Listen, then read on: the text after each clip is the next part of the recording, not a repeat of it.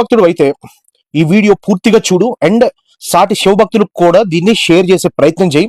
ఎందుకంటే వాళ్ళు కూడా ఒక మంచి ఇన్ఫర్మేషన్ పాస్ చేసినట్టు అవుతావు. అయితే నీకు శివుడి మీద భక్తి ఎప్పుడు ఎందుకు ఎలా కలుగుతుంది అంటే, ఇప్పుడు ఒక ఆత్మ ఉంటుంది. ఆ ఆత్మ తను శరీరాల్ని మార్చుకుంటూ తన సోల్ జర్నీ చేస్తూ ఉంటది. ఆ సోల్ జర్నీ చేసేటప్పుడు ఒక జన్మ నుంచి తన కర్మను కడుక్కుంటూ వస్తూ ఉంటది. అయితే ఆ కర్మలు కడిగే ప్రాసెస్ లో సోల్ జర్నీ ఎండింగ్ దశకు వచ్చినప్పుడు నీకు ఆ జన్మలలో నీకు శివుడి మీద భక్తి కలుగుతుంది. Early stages of the life లో నీకు శివుడి మీద కాదు ఏ దేవుడి మీద భక్తి కలగదు.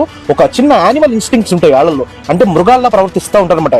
ఎందుకంటే మృగాల జన్మలు అంటే కీటకాలు, దోమలు, మృగాలు ఈ అన్ని జన్మలు ఎత్తిన తర్వాత మానవ జన్మ వస్తుంది అనమాట. సో ఈ మృగాల ఇన్స్టింక్ట్ ఎవరికైతే ఉంటదో వాళ్ళు మృగాల జన్మ నుంచి రీసెంట్ గా మనిషి జన్మ ఎత్తాడు అని చెప్పి అర్థం. భక్తి కలిగింది, వీరారాధన కలిగింది